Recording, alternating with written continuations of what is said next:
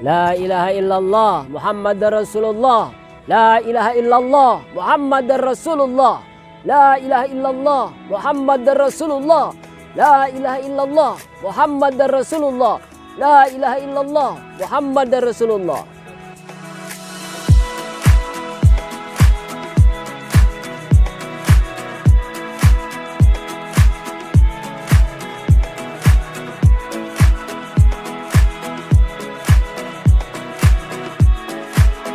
Bismillahirrahmanirrahim. Assalamualaikum warahmatullahi wabarakatuh.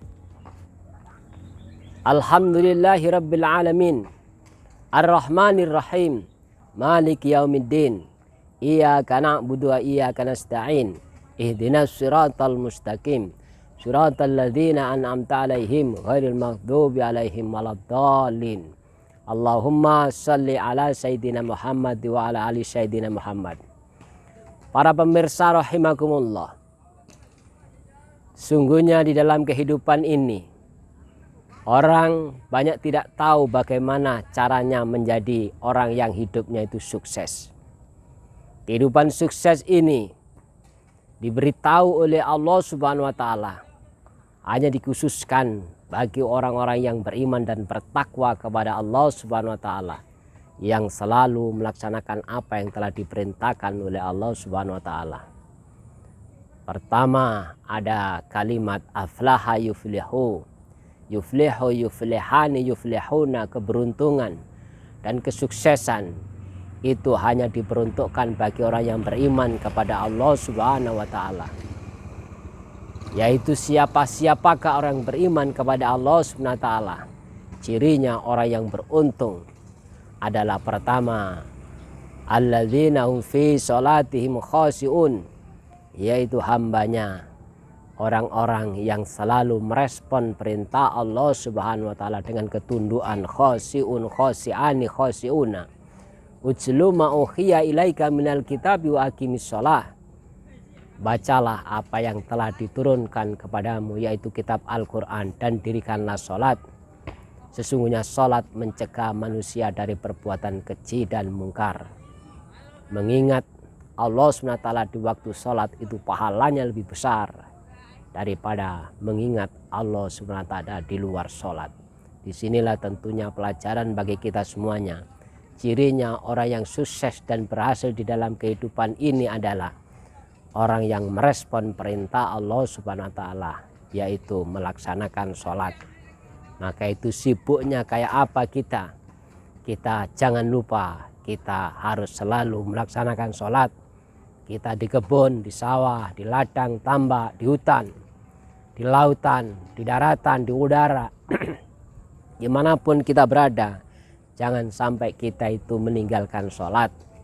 Apabila kita meninggalkan sholat, berarti diri kita di hadapan Allah Subhanahu wa taala tidak bernilai, termasuk golongan orang yang mendapatkan dosa yang sangat besar, dan siksaannya ialah nanti di akhirat kepalanya akan ditumbuk-tumbukkan ke dalam batu yang besar sehingga kepalanya hancur, maka akan kembali lagi dan kepalanya hancur akan kembali lagi. Itulah resiko bagi orang yang tidak melaksanakan ibadah sholat. Karena ibadah sholat ini adalah keberuntungan dan kemenangan.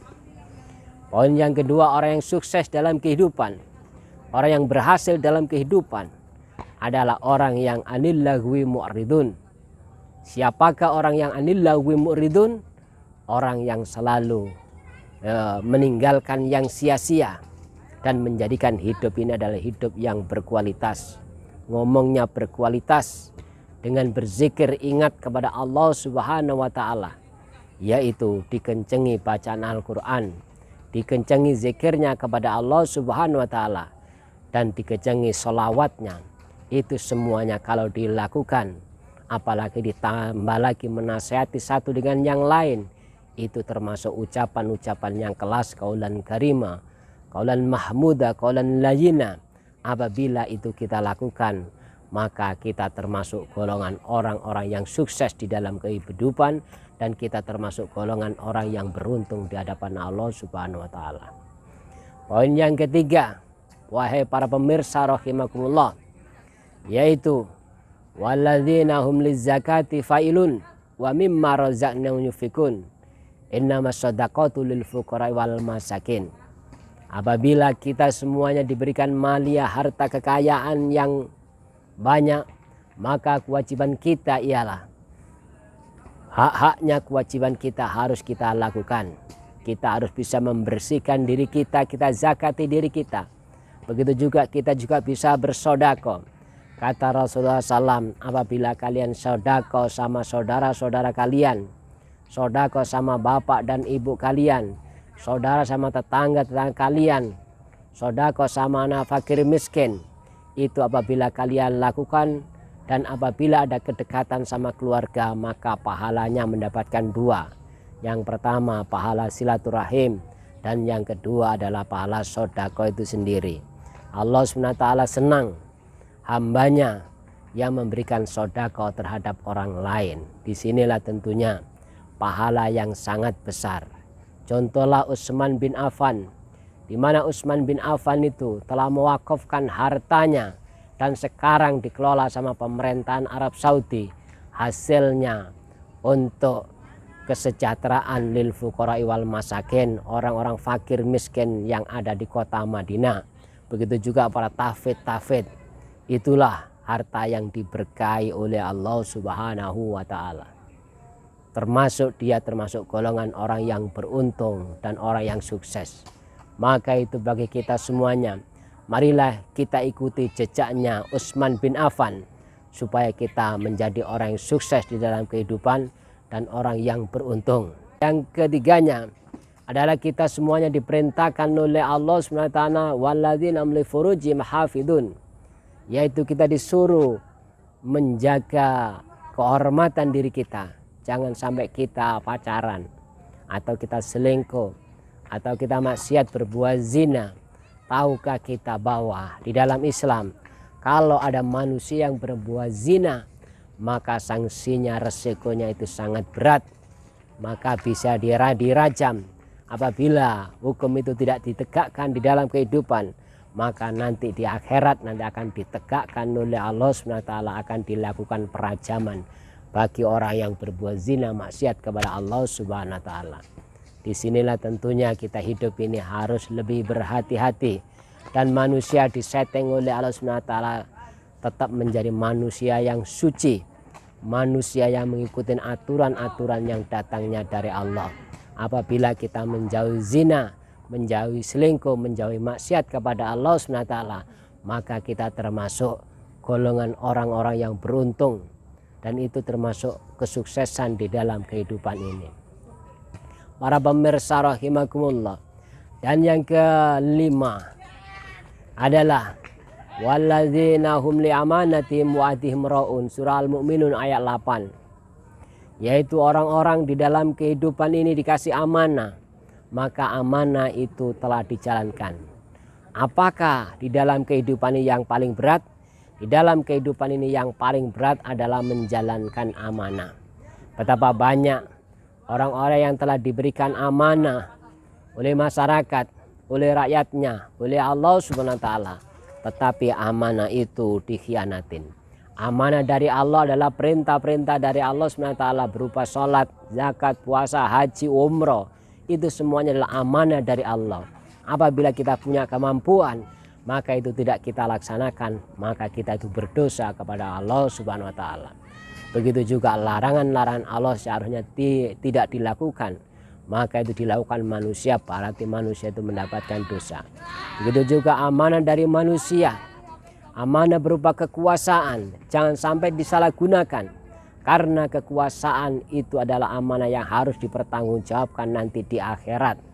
Dan banyak umat di akhir zaman pada era Mulkan Jabarian, era Ruwaibidah pada saat ini, banyak orang yang tidak mampu untuk memikul amanah itu, sehingga amanah itu dikhianati.